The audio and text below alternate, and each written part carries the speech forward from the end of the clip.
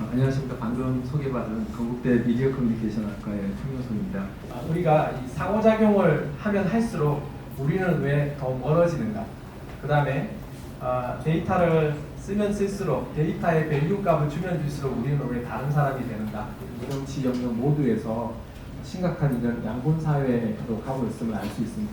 지금은 이제 네트워크화된 자아들로서의 개별적인 인디비주얼들이 각각의 목소리로 만들어진 이슈 네트워크를 통해서 시민과 시민이 마치 시민전을 하듯이 바로 충돌하는, 이것을 해결할 수 있는 그런 어떤 그 보완적 시스템들이 사실상 허물어진 게 아닌가라는 생각이 듭니다.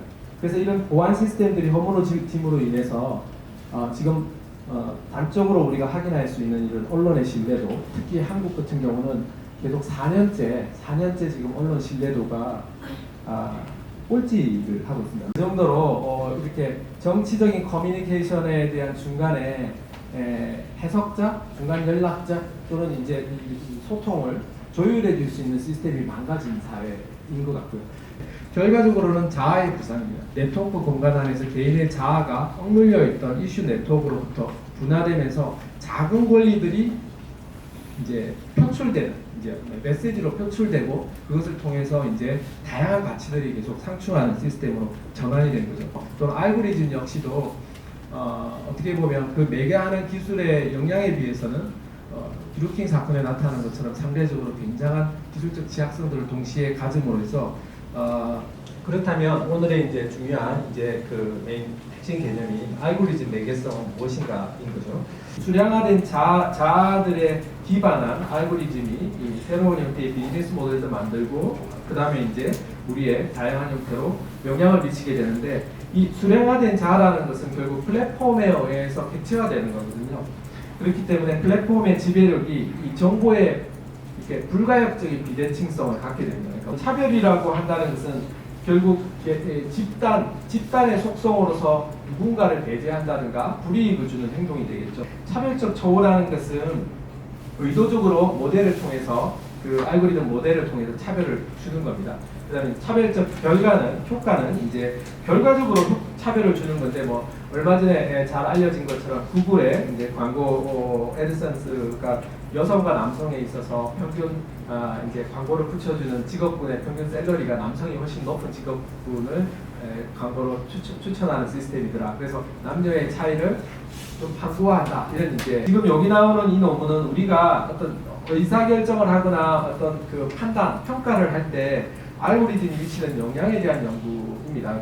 단순하게 후보자에 대한 그 검색 결과 순서만 바꾸는 실험을 해요. 특정 후보가 앞단에 나오는 것만으로도 후보 지지에 대한 선호도가 바뀌는 걸로 나타나요. 알고리즘은 단순하게 배열만 해준다라고 하는 게 이제 그동안의 검색 엔진 사업자들의 입장이었는데, 그냥 배열만 하는 걸로의 순서만으로도 사람들이 지지 후보가 바뀌네, 이런 게 이제 앱스타인 연구에 나온 겁니다. 근데 정치 커뮤니케이션 영역에서 가장 주목받는 효과는 이제 특히 소셜미디어와 같은 이런 플랫폼에서의 필터 버블 효과나 에코 챔버인데, 필터 버블은 알고리즘 이펙트라고 보고요, 에코 챔버는 사회심리적인 효과라고 보통 설명합니다. 그래서 훨씬 사회심리적 접근을 할 때는 에코 챔버 이야기를 많이 하고, 알고리즘이 연결하는 효과로서는 필터 버블이라는 용어를 뒤늦게 나온 거죠.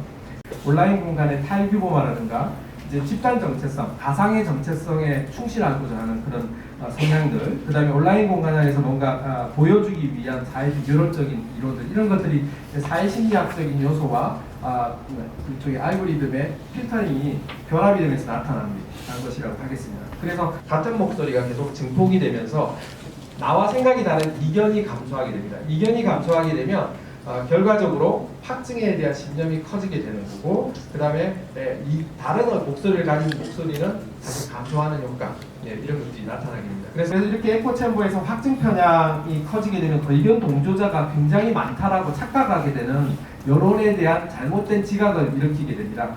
쉽게 말해서 이 극우주의자가 아무리 많은 메시지를 던져도 널리 전파되지 않습니다. 극자주의자가 마찬가지로 해도 널리 전파되지 않습니다. 자기들 그룹 안에서만 소통이 되는 에코 현상이 나타나기 때문에 그렇죠. 모든 의사들 결정을 알고리즘에 위임하면서 우리가 지금 많은 부분들을 살고 있는데, 사실 알고리즘이라는 것은 불완전한 소프트웨어 시스템이고 알고리즘은 굉장히 취약한 시스템이라는 거죠. 최근에 이제 디지털 시티즌십에서 시민주의 능력 모형과 디지털 능력 모형을 결합하는 그런 어떤 새로운 교육적 시스템이 필요하다. 그래서 개인의 어떤 방어적 역량들을 높이자 이거고요. 플랫폼 사업자들이 이용자들에게 이 시스템에 대해서 바이어스에 대한 위험들을 안내할 것인가 이런 것에 대한 고민들이 동시에 이루어져야 될 것으로 보여집니다. 네, 감사합니다.